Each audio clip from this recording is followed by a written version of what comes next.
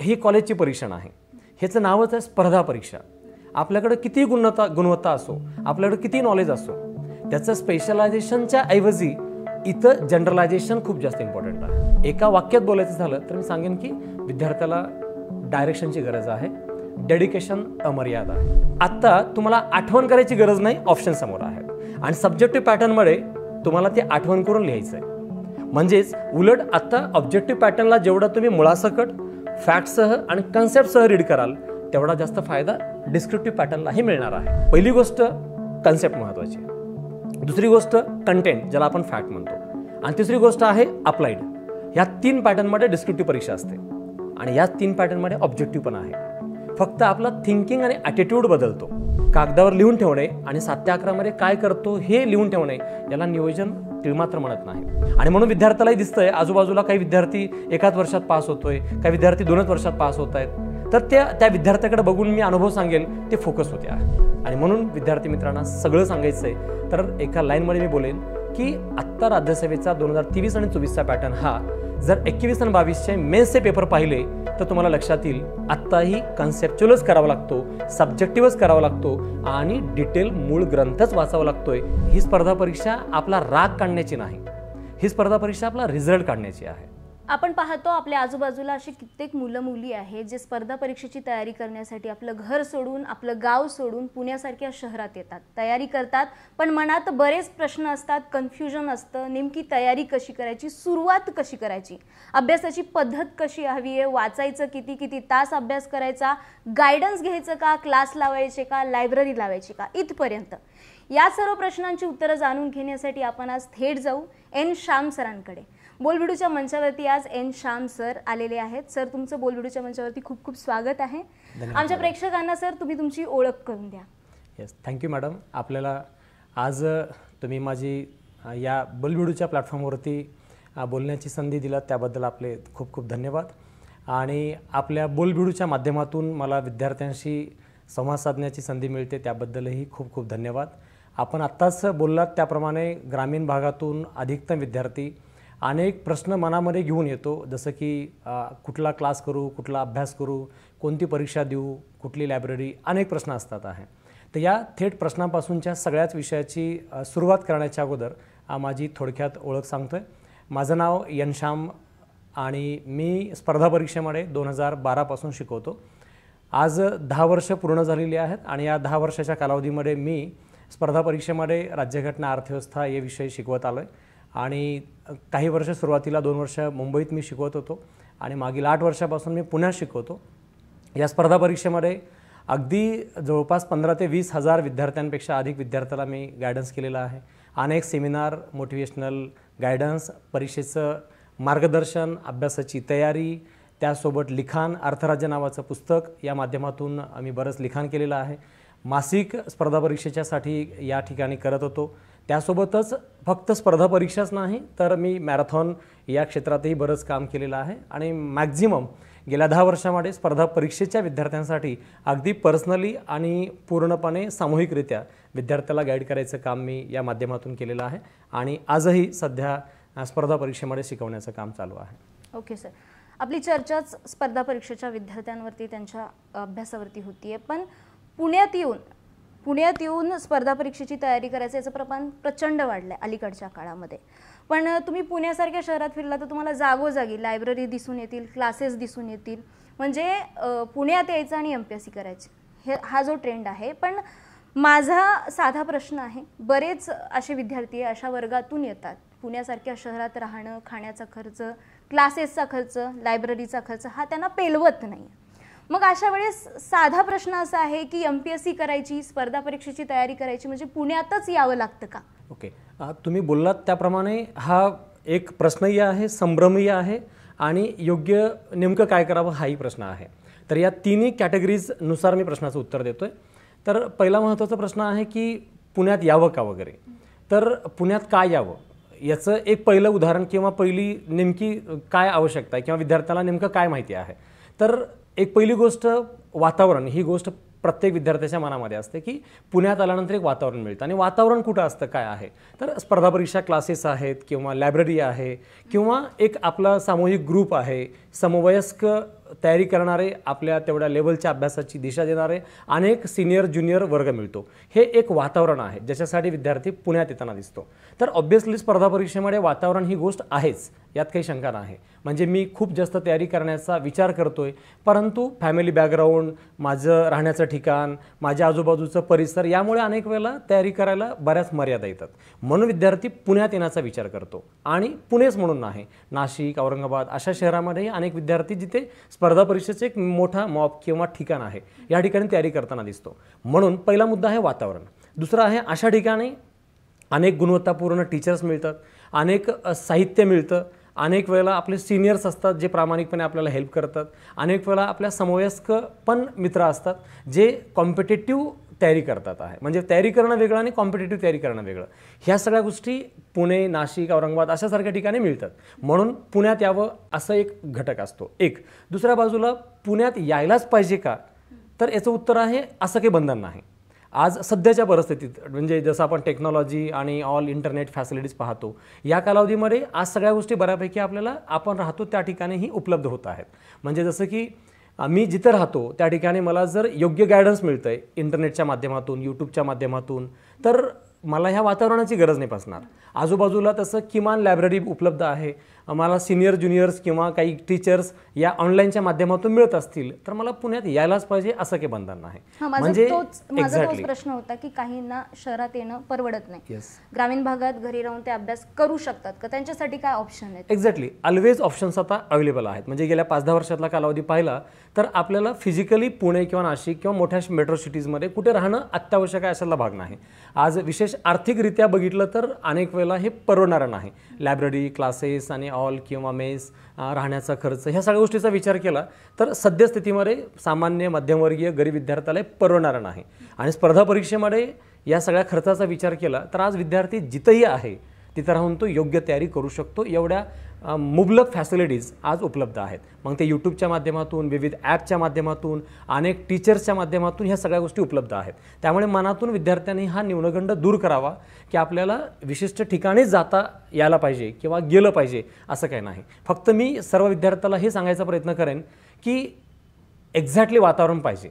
मग ते वातावरण तुम्ही यूट्यूबच्या माध्यमातून घ्या किंवा फिजिकलच्या स्वरूपात, म्हणजे जिथं तुम्ही राहताय तिथून घ्या.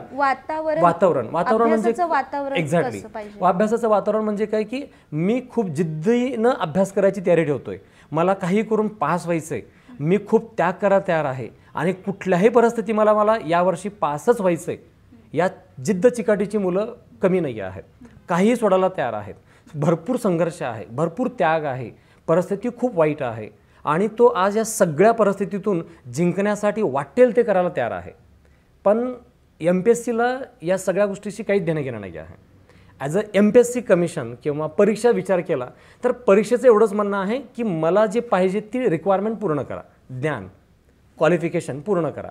मग ही क्वालिफिकेशन पूर्ण करण्यासाठी काय लागतं तर आपल्याला ती गोष्ट जी आत्ता या स्पर्धा परीक्षेत मला माझा एक विशिष्ट माइंडसेट आहे ती डेव्हलप करणारा एन्व्हायरमेंट, माझं तयारी करून घेणारा एक विशिष्ट घटक, माझ्या तयारीसाठी उपलब्ध संसाधन, माझ्या तयारीला योग्य दिशेत कुठे काय काम चाललं आहे की नाही चाललं आहे हे पाहणारा एक विशिष्ट मार्गदर्शक, टीचर्स किंवा सिनियर ज्युनियर कुणीही. पण विद्यार्थी मित्रांनो हे लक्षात ठेवणं जरुरी आहे की ही कॉलेजची परीक्षा नाही, ह्याचं नावच आहे स्पर्धा परीक्षा. आपल्याकडं किती गुणवत्ता असो, आपल्याकडं किती नॉलेज असो, त्याचं स्पेशलायझेशनच्या ऐवजी इथं जनरलायझेशन खूप जास्त इम्पॉर्टंट आहे. कारण मला फक्त इतिहास भूगोल चांगला येऊन जमणार नाही, मला फक्त पॉलिटी इकॉनॉमी येऊन जमणार नाही, तर मला सगळ्या विषयाची बॅलन्स तयारी करायला पाहिजे आहे. म्हणजे सांगायचा उद्देश असा आहे की ही परीक्षा विशेषीकरणाची नाही, जनरलायझेशन आहे. आणि ह्या जनरलायझेशनमध्ये विद्यार्थी अनेक वेळेला विशिष्ट मुद्द्यात गुरफटतो, कधी परिस्थितीमध्ये, कधी विषयामध्ये, कधी विशिष्ट विषयामध्ये, कधी विशिष्ट समस्येमध्ये गुरफटतो. तर अशा वेळेला त्याला एक योग्य गाईड जरुरी आहे. तो गाईड कधी सोर्सेसचा आहे, म्हणजेच पुस्तकं वगैरे आहेत, कधी गाईड व्यक्ती आहे, तर कधी गाईड यूट्यूब आहे, कधी गाईड त्याचे पालक आहेत, कधी गाईड त्याचा सिनियर ज्युनियर आहे. पण माझं ठामपणे एक मत आहे, या स्पर्धा परीक्षेमध्ये विद्यार्थ्याला दिशा देण्याची खूप जास्त गरज आहे.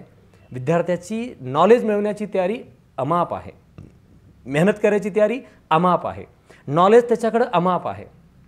पण त्याला हे समजत नाही किंवा समजलं नाही मी नेमकं काय करायला नाही पाहिजे किंवा मी काय करायला पाहिजे, याच्यामध्ये विद्यार्थ्याचं खूप जास्त कन्फ्युजन आहे.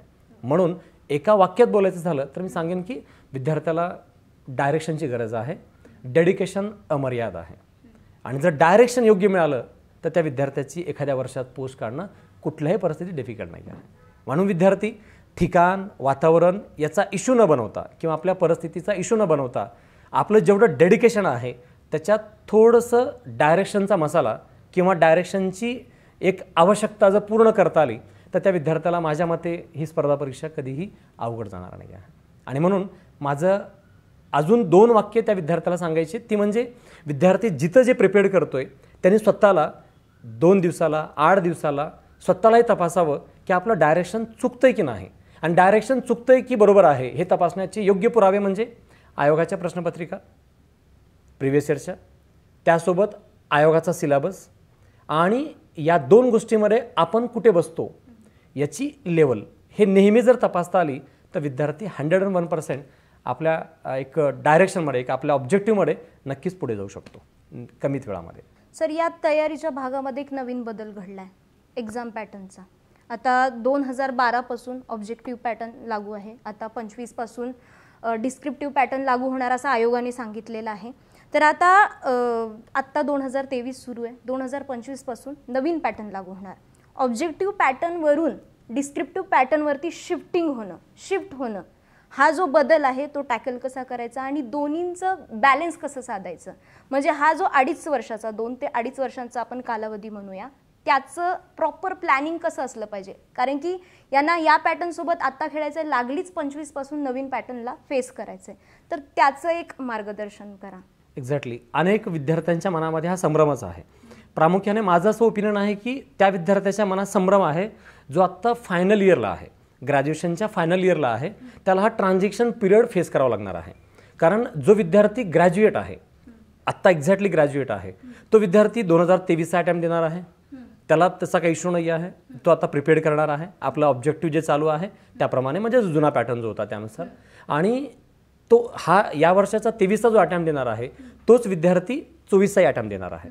त्यामुळे त्याला 23 आणि 24च्या अटेम्प्टच्या पॉईंट ऑफ व्ह्यूनं तयारी करणं डिफिकल्ट नाही आहे.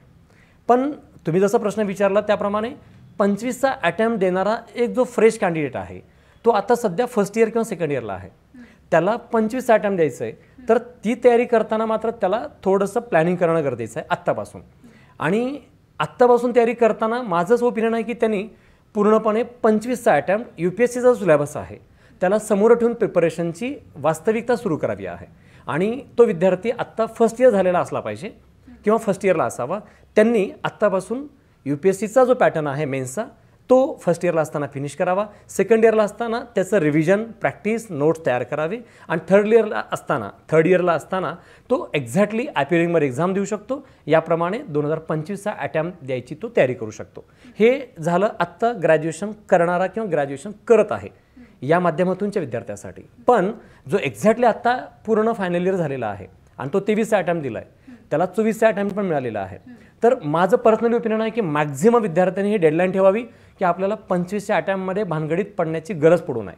2 वर्षात फायनल करण्याचा प्रयत्न करावा. कारण एक अवरेज जो विद्यार्थी आहे त्याला माझ्या पर्सनल भाषेत बोललं तर मी म्हणेन की जर योग्य सोर्सेस कोणते आहेत, योग्य गायडन्स काय आहे आणि त्यांनी योग्य वेळेचा सदुपयोग केलेला आहे, तर या 3 गोष्टीमध्ये जर प्रिपरेशन परफेक्ट झालेला असेल तर 2 वर्षाचा कालावधी एक अवरेज विद्यार्थ्यासाठी सफिशियंट असतो.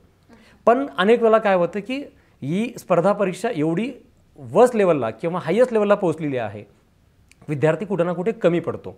कधी टाईम निघून जातो, कधी प्रॉब्लेम फेस करतो, कधी योग्य गायडन्स मिळालं नसतं किंवा चुकीचं डायरेक्शन मिळालेलं असतं, कधी 1-2 पुस्तकं चुकीचे वाचण्यात वेळ जातो, यामुळे मग त्याचा एक अटेम्प्टच्या ऐवजी दुसरा अटेम्प्ट होतो.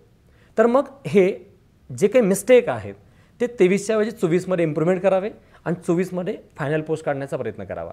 आणि म्हणूनच माझं एक ओपिनियन असं आहे की अधिक कालावधी लागला की अधिक प्रॉब्लेम वाढतात, आणि अधिक प्रॉब्लेम आले की मग आपण tension, depression, problems, financial issues ह्या सगळ्यामध्ये आपण अडकून राहतो. तर ह्या सगळ्यातून बाहेर पडण्यासाठी त्या विद्यार्थ्यांनी हे प्रयत्न करावा की सोर्सेस, गायडन्स आणि टाईम, ज्याला मी एक ट्रिक्समध्ये बोलतो ते म्हणजे टाईम आहे.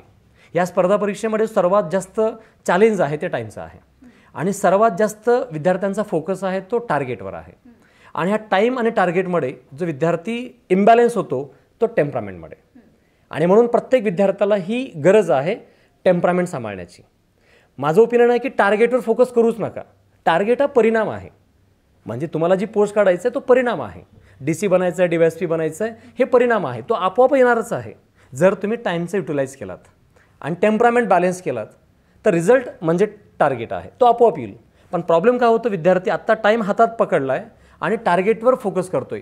अपयश आलं तर, परीक्षेतून रिझल्ट नाही आला तर, माझं पास झालो तर, नाही झालो तर, प्रिपरेशन झालं नाही तर, हे सगळं टेन्शनमध्ये तो अभ्यास करतो. आणि अभ्यासामध्ये अजून पर्सनल प्रॉब्लेम्स आहेत, फॅमिली प्रॉब्लेम्स आहेत. तर या सगळ्याला माझं सांगण्याचं आहे की विद्यार्थ्यांच्या माध्यमातून की या 2 वर्षामध्ये आपण या गोष्टीवर फोकस करणं गरजेचं आहे. टाईम आणि टेम्परामेंट ह्या 2 गोष्टी बॅलन्स झाल्या की टार्गेट अचीव होतो. आणि मग जो विद्यार्थी आत्ता ग्रॅज्युएट आहे तो 23 आणि 24च्या अटेम्प्टमध्ये पोस्ट काढण्याचा प्रयत्न करावा.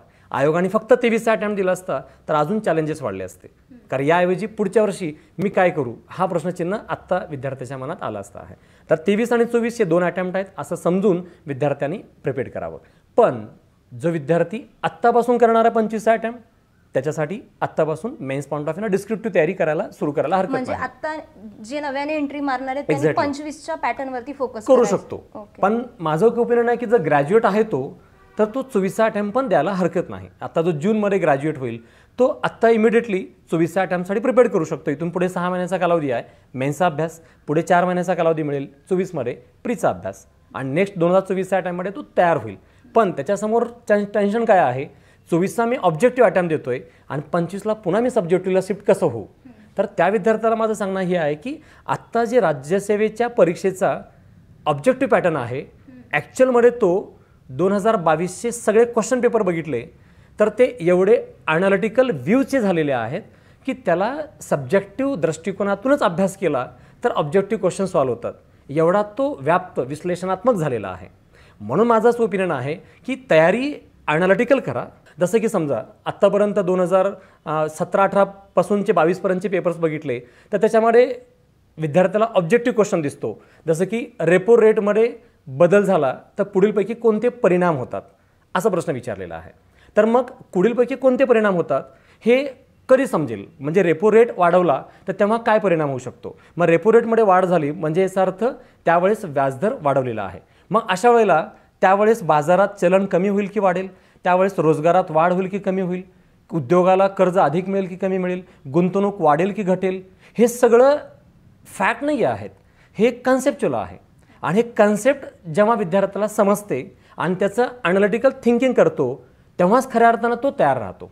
आणि जेव्हा सब्जेक्टिव्ह पेपर येणार आहे तेव्हाही प्रश्न असेच असणार आहेत की RBIने जर रेपो रेटमध्ये वाढ केली आणि त्याचा परिणाम म्हणून जर चलनघट व्हायला लागली तर त्यावेळेला सरकार रोजगार वाढीसाठी कुठले प्रयत्न करेल असे सब्जेक्टिव्ह लेवलचे क्वेश्चन्स असणार आहेत. किंवा RBIनं रेपो रेटमध्ये वाढ केली तर तेव्हा सरकार त्या परिस्थितीला फेस करण्यासाठी, गुंतवणूक वाढवण्यासाठी, रोजगारात वाढ करण्यासाठी कोणता उपाययोजना करू शकतो, उपाययोजना सुचवा, असे प्रश्न येणार आहेत. हे सब्जेक्टिव्ह आहेत आणि हे सब्जेक्टिव्हमध्ये तिथं लिहायचं आहे. आता ऑब्जेक्टिव्हमध्ये आलेल्या ऑप्शन्सला तुम्हाला क्लिक करायचं आहे. म्हणजे फरक सांगायचा हा आहे की आत्ता तुम्हाला आठवण करायची गरज नाही, ऑप्शन समोर आहेत. आणि सब्जेक्टिव्ह पॅटर्नमध्ये तुम्हाला ते आठवण करून लिहायचं आहे. म्हणजेच उलट आत्ता ऑब्जेक्टिव्ह पॅटर्नला जेवढं तुम्ही मुळासकट फॅक्टसह आणि कन्सेप्टसह रीड कराल तेवढा जास्त फायदा डिस्क्रिप्टिव्ह पॅटर्नलाही मिळणार आहे. आणि म्हणून मला सगळ्या विद्यार्थ्याला हे सांगायचं आहे की आत्ता सब्जेक्टिव्हचं टेन्शन न येऊ देता आत्ता जे आपण अभ्यास करू तो सब्जेक्टिव्ह लेवलवरती करा, डिटेलमध्ये करा. म्हणजे जे टॉपिक पाहायचं आहे, थोडक्यात बोललं तर माझं सांगायचं आहे की रट्टा नका मारू, कन्सेप्च्युअल अंडरस्टँड करून घ्या आहे. शॉर्टकट नका करू. गाईड किंवा लेक्चर्स किंवा विषय हे तात्पुरतं नका करू, फॅक्ट नका करू. जे करायचं आहे ते मुळासकट वाचा. म्हणजे कोणतीही गोष्ट राष्ट्रीय उत्पन्न आहे तर राष्ट्रीय उत्पन्न किती वाढलं आहे असं नका पाहू. मुळासकट राष्ट्रीय उत्पन्न काय असतं, GDP काय असतो, एक क्युरिओसिटी म्हणून जाणून घ्या आहे की कन्सेप्च्युअल काय आहे. आणि मग आपोआप पहिली गोष्ट कन्सेप्ट महत्त्वाची आहे, दुसरी गोष्ट कंटेंट ज्याला आपण फॅक्ट म्हणतो, आणि तिसरी गोष्ट आहे अप्लाइड. ह्या 3 पॅटर्नमध्ये डिस्क्रिप्टिव्ह परीक्षा असते आणि या 3 पॅटर्नमध्ये ऑब्जेक्टिव्ह पण आहे. फक्त आपला थिंकिंग आणि ॲटिट्यूड बदलतो. तो ॲटिट्यूड आहे हाच की मी अभ्यास कसा केला होता, तर थोडासा वेळ जास्त द्यावा लागतो. जेव्हा आपण मूळ पुस्तक वाचतो, आपण कन्सेप्ट वाचतो, तेव्हा आपल्याला अधिक वेळ द्यावा लागतो. आणि आपण जेव्हा फॅक्ट पढतो किंवा फॅक्ट रट्टा मारतो तेव्हा ते गाईडच्या माध्यमातूनही काम होत असतं. आणि गाईडच्या माध्यमातून आपण अनेक वेळा प्री पास होऊ शकतो. पण मेन्स पास व्हायचं आहे तर आपल्याला खूप जास्त प्रमाणामध्ये कन्सेप्च्युअल क्लॅरिटी पाहिजे. आणि म्हणून विद्यार्थी मित्रांना सगळं सांगायचं आहे तर एका लाईनमध्ये मी बोलेन की आत्ता राज्यसेवेचा 2023 आणि 24चा पॅटर्न हा जर 21 आणि 22चे मेन्सचे पेपर पाहिले तर तुम्हाला लक्षात येईल आत्ताही कन्सेप्च्युअलच करावा लागतो, सब्जेक्टिव्हच करावा लागतो आणि डिटेल मूळ ग्रंथच वाचावा लागतोय. हे आत्ता स्पष्ट दिसतंय इतिहास, भूगोल, पॉलिटी, इकॉनॉमी, सायन्स, टेक्नॉलॉजी या सगळ्या विषयामध्ये. आणि आयोगाला विद्यार्थी आताही विचार करणारा, विवेक बुद्धीने निर्णय देणाराच पाहिजे. हे प्री आणि मेन्समध्ये अनेक प्रश्न आजही दिसतात. आणि यावरूनच मी इथंही सांगेल की 23 आणि 24चा प्रिपरेशनच्या माध्यमातून आपोआपच आपली 24ची तयारी सब्जेक्टिव्ह लेवलवरती होणारच आहे. या माध्यमातून त्याचं गोंधळ किंवा कन्फ्युजन न होऊ देता तयारी आत्ता ऑप्शन आहे, पात्र आहात 23 काढा, नसेल 2024चा काढा. जर पर्याय नाही म्हणून जावं लागलं तर 24च्या टाईमला तयार व्हा. आणि जो आत्तापासून तयारी करतोय तो 24साठी तयारी करायला त्याला सफिशियंट वेळ आहे. आत्ता आपण मॅनेजमेंट, टाईम, टार्गेट याच्यावरती बोलू. जसं आपण बोलतो की यशाला कुठलाही शॉर्टकट नसतो. प्रॉपर प्लॅनिंगनुसार तुम्ही उतरलं, यश तुमच्या हातात आहे. स्पर्धा परीक्षेची तयारी करताना किंवा MPSCची तयारी करताना तुम्हाला प्रॉपर प्लॅनिंगची गरज असते. तर आता प्लॅनिंगवरती आपण आलेलो आहोत, तर मग अभ्यास कसा करायचा, राज्यसेवेचं प्रॉपर प्लॅनिंग कसं असावं, म्हणजे अभ्यासाची पद्धत. बऱ्याचदा हा गोंधळ उडतो विद्यार्थ्यांचा की अभ्यास नक्की कसा करू, कुठून सुरुवात करू, नोट्स काढू, फक्त वाचन वाचन वाचन करायचं की वाचून नोट्स काढू, की स्वतःच्या नोट्स घेऊ का रेडीमेड नोट्स घेऊ. याच्यावरती सांगा की नेमकी पद्धत कोणती वापरायची अभ्यासासाठी. तर मॅडम जसं तुम्ही बोललात त्याप्रमाणे मी अनेक विद्यार्थ्यांचा हा अनुभव पाहतो की वैयक्तिक पण विद्यार्थी जेव्हा भेटतो तेव्हा तो सांगतो की सर थोडंसं प्लॅनिंग काय करू कळत नाही. किंवा प्रत्येक विद्यार्थ्याची समस्या असते की सर ॲक्च्युली नियोजन कसं करायचं. किंवा काही विद्यार्थी सांगतो की माझं परफेक्ट प्लॅनिंग बनवलेलं आहे. तर प्लॅनिंगची व्याख्या विद्यार्थ्याची ही आहे की सकाळी 7 ते 11चं मी कागदावर लिहून ठेवलं नियोजन आहे आणि या माध्यमातून मी ही तयारी करायला सुरुवात केलेली आहे. तर विद्यार्थी मित्रांना मला सगळ्यांनाही सांगायचं आहे कागदावर लिहून ठेवणे आणि 7 ते 11मध्ये काय करतो हे लिहून ठेवणे याला नियोजन तिळमात्र म्हणत नाही. हे प्राथमिकता आहे. ही प्राथमिकता एक जबाबदारी आहे जी प्रत्येकजण करत असतो. नियोजनाचा माझा पहिला मुद्दा असा आहे की पहिली गोष्ट हे लक्षात ठेवा आपली परीक्षा कधीची आणि कोणती आहे, त्यासाठी वेळ किती आहे. हा पहिला जो डिपॉझिट सेक्शन आहे त्याला अगोदर बाजूला ठेवा. त्याशिवाय प्लॅनिंग नाही करता येत. म्हणजे माझं म्हणण्याचं आहे की उद्देश शॉर्ट लेवलवरती आत्ता प्रीला किती वेळ आहे, मेन्सला किती वेळ आहे, या वर्षाचा आहे की पुढच्या वर्षाचा आहे. एक पहिलं टाईम डिसाईड करा. एक दुसरी गोष्ट माझी जी परीक्षा आहे त्या परीक्षेसाठी संसाधन किती आहेत हे जर डिसाईड नाही केलं तर आपण टाईम कितीही करत असो. म्हणजे मी खूप जास्त गोष्टी सोडलेत, मोबाईल बंद करून ठेवला आहे, घरच्याशी संपर्क साधत नाही, कुणाला भेटत नाही, कुणाला बोलत नाही, एकट्यामध्ये राहतोय, असं खूप जास्त विद्यार्थी हा विचार करतो की म्हणजे हे प्लॅनिंग आहे. कारण स्पर्धा परीक्षेमध्ये खूप सिरियस राहावं लागतो तेव्हाच अभ्यास होतो. तर मला विद्यार्थ्याला सांगायचं सिरियसची गरज नाही, फोकसची गरज आहे. सिरियस राहणं खूप सोपं आहे, फोकस राहणं खूप अवघड काम आहे. आणि जो फोकस राहतो त्याचा लवकर रिझल्ट येतो. आणि म्हणून विद्यार्थ्यालाही दिसतंय आजूबाजूला काही विद्यार्थी 1 वर्षात पास होतोय, काही विद्यार्थी 2 वर्षात पास होत आहेत. तर त्या विद्यार्थ्याकडे बघून मी अनुभव सांगेल ते फोकस होते आहे. आणि ज्या विद्यार्थ्याला जास्त वेळ लागलोय त्याच्या अनेक अडचणी होत्या, अनेक प्रॉब्लेम्स होते, ते लवकर सॉल्व्ह झाले नाहीत म्हणून वेळ लागलेला आहे. शेवटी नॉलेज सगळ्यांकडे सारखं आहे, ते फक्त त्या वेळेला उपलब्ध झालं नाही. म्हणून माझं पर्सनली प्रत्येक विद्यार्थ्याला सांगायचं की टाईम पहिलं डिसाईड करा. सोर्सेस, मला कोणती पुस्तकं वाचावे लागतात आणि वाचावेच लागतात, त्याला शॉर्टकट नका करू. तुम्हाला माहिती आहे की या परीक्षेसाठी हा ग्रंथ जरुरी आहे.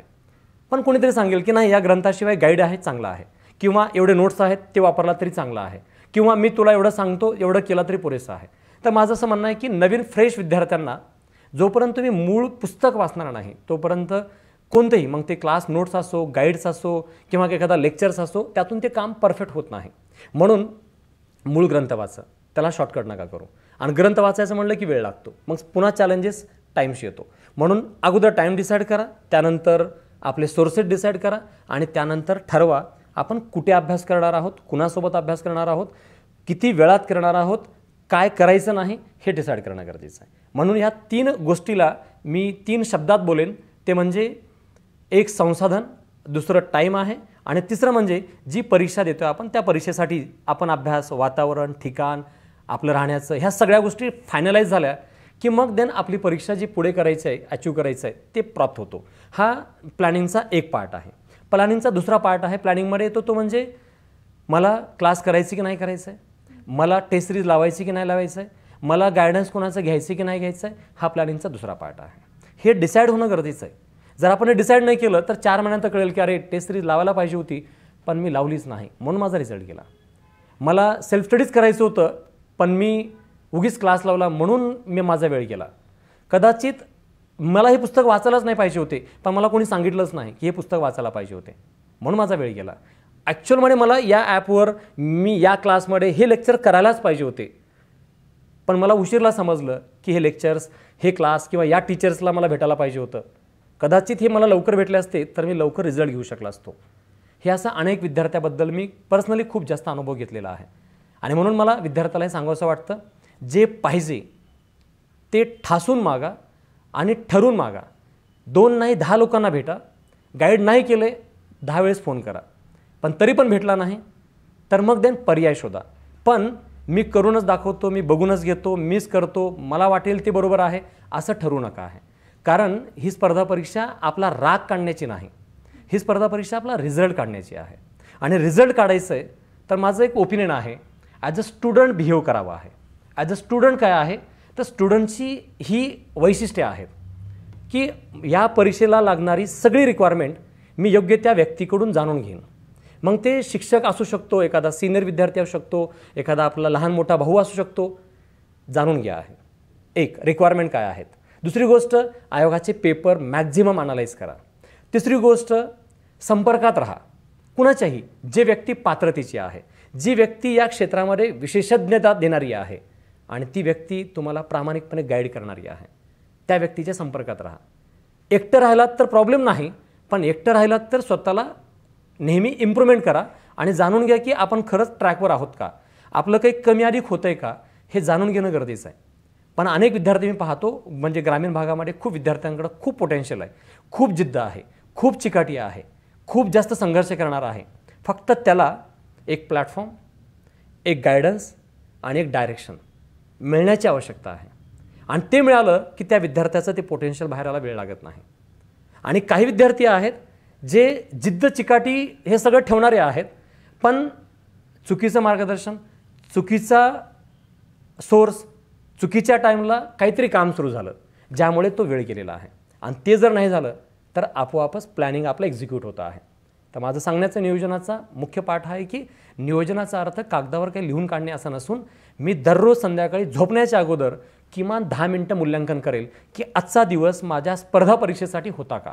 एक नियोजन आहे, आठवड्याला माझं जे काम चाललं आहे ते खरंच त्या ट्रॅकवर आहे का मूल्यांकन करेल. एका महिन्यानंतर मी पाहिल जेवढं अचीव व्हायला पाहिजे तेवढं झालं आहे का. विद्यार्थी पाहत नाही, त्याचं टार्गेट पुन्हा टार्गेटवर आहे की मला DC व्हायचं आहे, काही करून DC व्हायचं आहे, पण तो हे मूल्यांकन करत नाही. माझं टाईम योग्य युटिलाइज होतो आहे का, सोर्सेस योग्य युटिलाइज होत आहेत का, मी टेस्ट देतो आहे का, प्रिव्हियस इयरच्या पेपरच्या माध्यमातून मी स्वतःला इम्प्रूव्हमेंट करतो आहे का, हे तो पाहत नाही. आणि म्हणून तो अनेक वेळेला भरकटलेला आहे.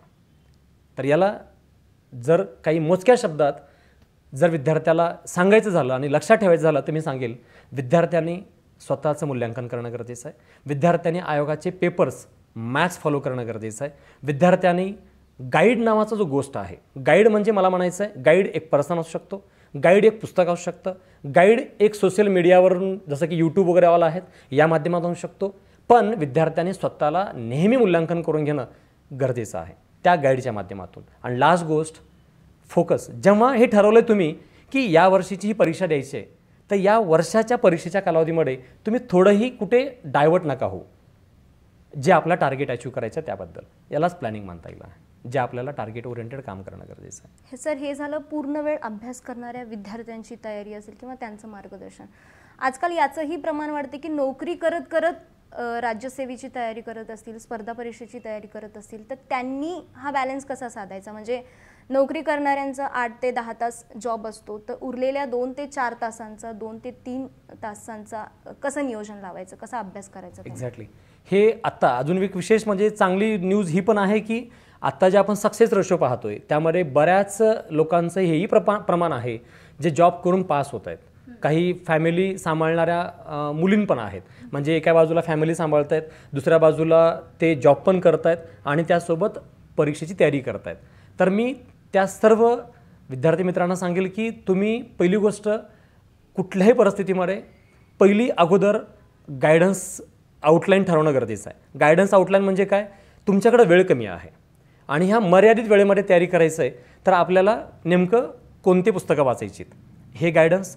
दुसरी गोष्ट, याची तयारी कशी करू याबद्दल एखादा सोर्स पर्सन शोधा जो योग्य मार्गदर्शन करेल. आणि तिसरी गोष्ट, आयोगाच्या पेपरला मॅक्झिमम कसं फॉलो करता येईल हे ठरवणं गरजेचं आहे. आणि ह्या सगळ्या गोष्टीसाठी आज या जॉब करणाऱ्या सर्व विद्यार्थ्यांना आज सोशल मीडियाचा खूप मोठा प्लॅटफॉर्म आहे. म्हणजे ऑनलाईन ॲप्स आहेत, यूट्यूब आहे, ज्याच्या माध्यमातून त्यांना त्यांच्या वेळेनुसार भरपूर मोठ्या प्रमाणात सोर्सेसचा वापर करण्याची मोठी संधी आहे.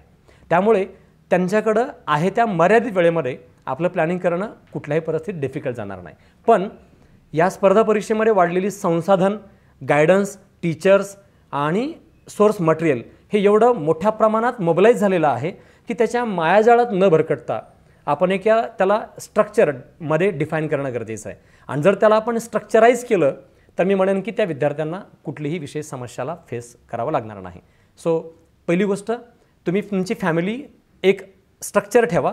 दुसरी, अभ्यासाची एक निश्चित टाईम लिमिट ठेवा. आणि तिसरी गोष्ट, या टाईम लिमिटमध्ये जे परीक्षा ओरिएंटेड लागते त्याच्यावर फोकस केला तर रिझल्ट नक्कीच येईल आहे. आतापर्यंत तुम्ही मार्गदर्शन केलं, अभ्यासाची पद्धत कशी हवी, फोकस कसा करायचा, टाइम टेबल नियोजन, हे सगळं. आता मी तुमच्याकडे वळते. तुम्ही कित्येक वर्षांपासून स्पर्धा परीक्षेची तयारी करणाऱ्या विद्यार्थ्यांना मार्गदर्शन करताय. आता काही काळापासून तुम्ही MPSC वालाच्या माध्यमातून या विद्यार्थ्यांना मार्गदर्शन करताय. तुमचा अनुभव कसा राहिला आहे आणि MPSC वालाच्या माध्यमातून या विद्यार्थ्यांना मार्गदर्शनाचा एक नवीन पॅटर्न तुम्ही आणलाय, त्याबद्दल तुम्ही आम्हाला एक्सप्लेन करा. येस, आत्ता 2023 पासून महाराष्ट्रामध्ये MPSC वाला या नावानं हा एक नवीन पॅटर्न आता सुरू झालेला आहे. तर मुळातच सुरुवात याच्याबद्दलची थोडीशी पार्श्वभूमी सांगायचं झालं तर आता ऑलमोस्ट बऱ्याच विद्यार्थ्याला माहिती आहे की ऑल इंडिया लेवलवरती फिजिक्सवाला नावानं अलक पांडे सरांनी हे संपूर्ण एक एज्युकेशन प्लॅटफॉर्म, नवीन जे ऑनलाईन लर्निंग प्लॅटफॉर्म आहे ते सुरू केलेलं आहे. तर हे ऑनलाईन लेवलवरती जे फिजिक्स आणि ऑल सगळा सायन्स बॅकग्राऊंडमध्ये हे जे क्षेत्र चालू होतं ते मागच्या 2 वर्षापासून दिल्लीमध्ये UPSC वाला नावाने यांनी एक कोर्स सुरू केलेला आहे. आणि जे दिल्लीमध्ये UPSCचे कोर्सेस चालू होते त्या कोर्सेसच्या धर्तीवर, म्हणजे त्या ठिकाणी जसं या UPSCच्या पॅटर्न, UPSCची शिकवण्याची पद्धत आणि ऑनलाईन लर्निंगच्या माध्यमातून जसं UPSCचे कोर्सेस अवेलेबल करून देण्यात आले अलक पांडे सरांच्या या फिजिक्सवाला प्लॅटफॉर्मच्या माध्यमातून, अगदी तसंच एक पॅटर्न महाराष्ट्रातही 2023 पासून सुरू झालेला आहे. तो फिजिक्सवाला या पॅटर्नच्या माध्यमातून MPSC वाला, UPSCच्या धर्तीवरती MPSC वाला असं हे पॅटर्न सुरू झालेलं आहे. तर या पॅटर्नच्या माध्यमातून आता 2023 पासून लास्ट 2-3 महिन्यापासून महाराष्ट्रातल्या अनेक विद्यार्थ्यांना सध्या ऑनलाईन यूट्यूबच्या माध्यमातून हे बरंच लर्निंग सध्या सुरू आहे. आणि या माध्यमातूनच सध्या UPSC वाला जसं जसं कोर्स या माध्यमातूनचा एक डिझाईन होता विद्यार्थ्यांसाठी, तसं MPSC वाला एक कोर्स डिझाईन आहे. यामध्ये सध्या एक स्वराज्य नावाचा कोर्स सुरू झालेला आहे. 2023च्या तयारीच्या दृष्टिकोनातून स्वराज्य बॅच नावाचा एक कोर्स आहे.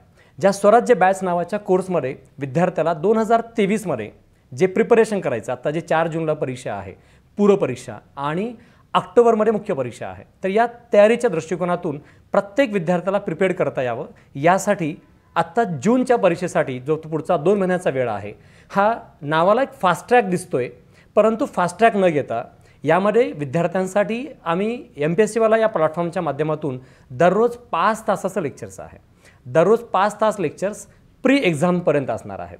आणि प्री नंतर डिटेलमध्ये पूर्णपणे ऑलमोस्ट पुढच्या 4 महिन्यासाठी मेन्सचा कोर्स आहे, ज्याच्यामध्ये मेन्सचे सगळे विषय GS 1, 2, 3, 4 आणि इंग्लिश, मराठी हे सगळे विषय मेन्ससाठी प्रिपेअर होणार आहेत. आणि हा एकूणच ऑक्टोबरपर्यंतचा प्री आणि मेन्सचा सगळा डिटेल कोर्स आहे. आणि हा स्वराज्य बॅच 2023 नावाने हा जो कोर्स आहे, यामध्ये एक्झॅक्टली काय काय होणार आहे, एक विद्यार्थ्यांना त्याची एक आउटलाईन आयडिया मिळावी यासाठी एक मुद्दा मी सांगतोय. त्यात पहिली गोष्ट आहे, जे सर्व शिक्षक आहेत किमान, म्हणजे अगदी किमान 7 ते 8 वर्षाचा अनुभव असलेली आहेत. त्यातली बरीच मंडळी आहे जे गेल्या 10 वर्षापासून पुण्यासह महाराष्ट्रामध्ये ऑफलाईनसह ऑनलाईन अनेक ठिकाणी शिकवल्याचा अनुभव असलेली आहे आणि फक्त शिक्षक म्हणून अनुभव नाही तर लिखाणाचा अनुभव असलेला आहे. अनेक शिक्षकांनी पुस्तकं लिहिलेली आहेत, अनेक शिक्षकांची प्रकाशनं आहेत. या माध्यमातून एक मोठा अनुभव 10 वर्षाचा टीचिंगचा आहे. एक दुसरी गोष्ट ही जी अनुभवी टीचर्स आहेत, या अनुभवी टीचर्सचे दररोज विद्यार्थ्याला लाईव्ह लेक्चर्स मिळणार आहेत. म्हणजेच जे शिकवलं जाणार आहे त्यांना ॲपच्या माध्यमातून लाईव्ह लेक्चर्स मिळणार आहेत. तिसरी गोष्ट, जे लाईव्ह लेक्चर्स ऐकू शकणार नाहीत त्यांना अनलिमिटेड ॲक्सेस मिळणार आहे. पुन्हा पुन्हा कितीही वेळा पाहता येईल असे हे रेकॉर्डेड लेक्चर्सही मिळणार आहेत. जे अनेक विद्यार्थी जॉब करत आहेत वगैरे, तर त्यांना जर लाईव्ह ऐकता आलं नाही तर त्यांना अनलिमिटेड ॲक्सेस अनेक वेळेला पाहता येणार आहेत ॲपच्या माध्यमातून. ही तिसरी गोष्ट. चौथी गोष्ट महत्त्वाची आहे ती म्हणजे सगळे टीचर्सचे सगळ्या विषयाचे नोट्स जे ॲपच्या माध्यमातून पूर्णपणे स्ट्रक्चराईज, टॉपिक वाईज, सब्जेक्ट वाईज पूर्णपणे ॲपवरती उपलब्ध होणार आहेत.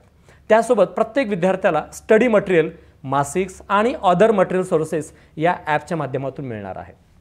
त्यासोबतच अजून एक महत्त्वाची गोष्ट ती म्हणजे जी प्रत्येक विद्यार्थ्याची एक मोठी समस्या असते की क्वेश्चन्स डिस्कशन होणार का, आमचे क्युरीज क्लिअर होणार का. तर यासाठी मला एक सांगायचा तो मुद्दा म्हणजे तुमचे कुठलेही क्युरीज असतील तर आपण या ॲपच्या माध्यमातून इमिडिएटली सॉल्व्ह करणार आहोत. याच्यासाठी एक विशेष सेक्शन्सही आहे.